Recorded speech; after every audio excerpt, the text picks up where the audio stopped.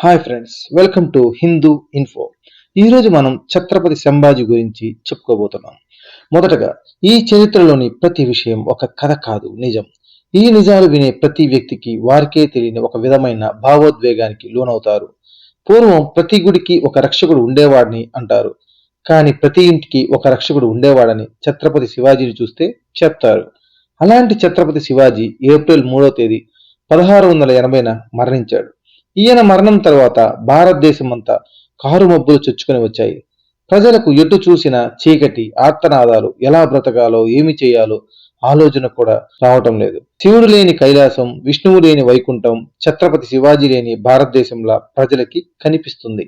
ఇలాంటి సమయంలో ఒక్కసారిగా హిరణ్యకశిపుడి పొట్టని చీల్చుకువచ్చిన నరసింహస్వామిలా హిందువుల కోసం ఛత్రపతి సంభాజీ మరాఠా సామ్రాజ్య సంక్షేమం కోసం మొదటి అడుగు వేశాడు. సంభాజీ రాజే భోంస్లే మే 14, 1657లో పూణే సమీపంలోని పురందర్ కోటలో జన్మించాడు.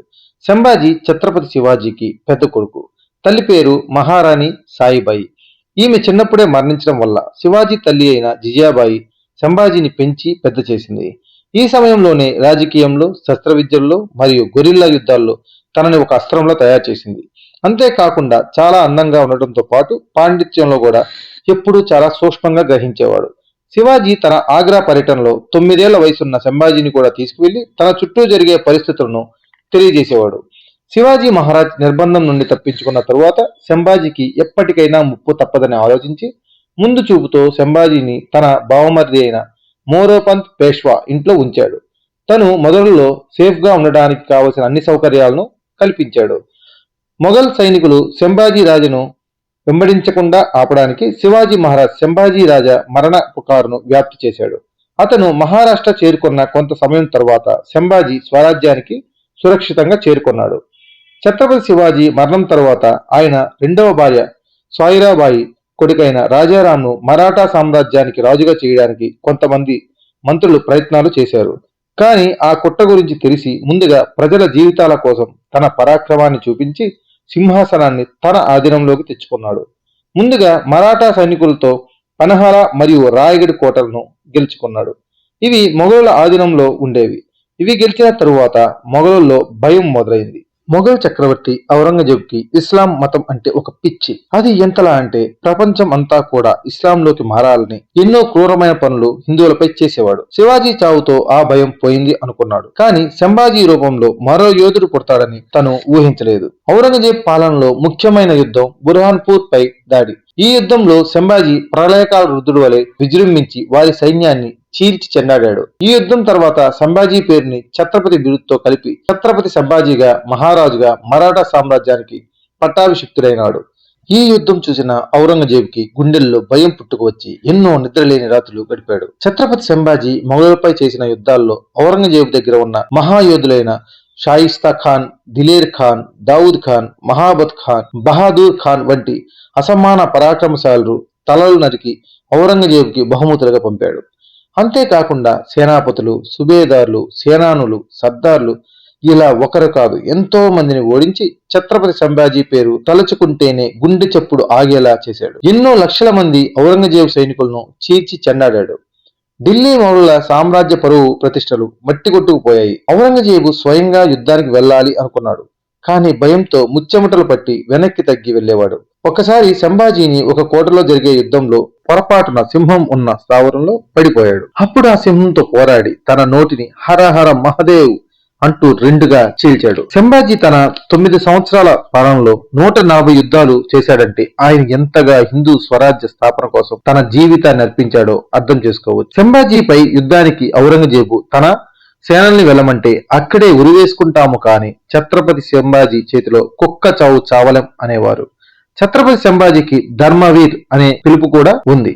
ఎంతో మంది తనపై యుద్ధానికి వచ్చిన హిందూ రాజులను జయించి తిరిగి వారికే ఇచ్చి హిందూ సామ్రాజ్య స్థాపనే తన లక్ష్యమని చెప్తూ ఉండేవాడు. ఔరంగజేబు కొడుకైన అమీర్ ఖాన్ ను మహారాష్ట్ర మీద యుద్ధానికి వెళ్ళమంటే తన వెంట రావడానికి ఒక్క సైన్యాధ్యక్షుడు కూడా సిద్ధంగా లేడని చెప్పి యుద్ధానికి నిరాకరించాడు. అంతరంగ వ్యవహారాల్లో పూర్తిగా మునిగి ఉన్న సంభాజీని గమనించి మొఘల్ సేనలు దొంగతనంగా ఖాందేశ్ మరియు కొంకణ ప్రాంతాలను చేజిక్కించుకున్నాడు. ధర్మం కోసం పోరాడే ఛత్రపతి సంభాజీని ఎలాగైనా దొంగ దెబ్బ తీయాలని బంధించాలని అదునుగా చూశాడు ఔరంగజేబు. ఒకసారి భారతదేశంలోని హిందూ రాజులందరినీ ఒకచోట కలిపి మన అస్తిత్వాన్ని, మన దేశాన్ని, మన హిందూ ధర్మాన్ని కాపాడుకోవాలని ఒక మంచి నిర్ణయాన్ని సమావేశంలో మాట్లాడి అక్కడే ఉన్న సమయంలో కేవలం 150 మందితో వచ్చాడని తెలుసుకుని ఔరంగజేబు వేల సైన్యాన్ని సంభాజీ మహారాజ్ని బంధించడానికి పంపాడు. దానికి సహాయం అందించింది కూడా గుంట నక్కలైన తన హిందూ సామ్రాజ్యవాదులే అయిన కానోజీ మరియు గానోజీ.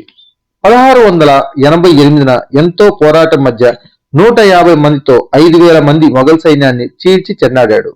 కానీ 50,000 మంది సైన్యాన్ని సంభాజీ పోరాడలేకపోయాడు. ఆయన విశ్వరూపం చూసిన సైనికులు చేతులు కాళ్ళు కట్టేసి ఔరంగజేబు అనే దొంగ దగ్గరికి తీసుకువెళ్లారు. ఛత్రపతి సంభాజీని ముస్లింగా మారితే వదిలేస్తానని, తను కోరినంత నగలు డబ్బు ఇస్తానని చెప్పిన తన హిందూ ధర్మాన్ని వదల్లేను అని చెప్పాడు. 10 రోజులు ఎన్నో చిత్రహింసలు పెట్టిన తను ఇస్లాం మతం తీసుకోవడానికి అంగీకరించలేదు. చిన్న ముళ్ళు గుచ్చుకుంటేనే ఎంతో విలపించే మనం సంభాజీ లాంటి ఒక మహా చక్రవర్తి ఎన్నో బాధలను తట్టుకున్నాడంటే ఇది గొప్పగా చెప్పుకోవాల్సిన విషయం. మొదటి రోజు ఛత్రపతి సంభాజీ కళ్ళు పొడిచారు, అయినా ఆయన వెనక్కి తగ్గలేదు. రెండవ రోజు నాలుక కోశారు, మూడో రోజు చెవులు కోశారు, నాలుగవ రోజు ముక్కు కోశారు, ఐదవ రోజు వేలకి ఉన్న గోళ్లను లాగేశారు, ఆరవ రోజు వేడివేడి నూనెను తనపై పోశారు, ఏడవ రోజు చేతి వేళ్లను కట్ చేశారు, ఎనిమిదవ రోజు ఒంటి మీద ఉన్న చర్మాన్ని మొత్తం లాగేశారు, తొమ్మిదవ రోజు ఉప్పుని తన ఒంటి మీద వేసి ఎంతో క్రూరంగా బాధ పెట్టారు. అయినా తన మొహం మీద చిరునవ్వు ఆగలేదు. ఇక కోపం తట్టుకోలేని భరించలేని ఔరంగజేబు సంభాజీని ముక్కలు ముక్కలుగా నరికి నదిలో పడవేయమని ఆజ్ఞాపించాడు. అలా పడేసిన వెంటనే అక్కడే ఉన్న ఆ ఊరి మరాఠాలు నదిలో దిగి ఆ ముక్కలన్నీ ఒక చోట కలిపి దహన సంస్కారాలు చేశారు.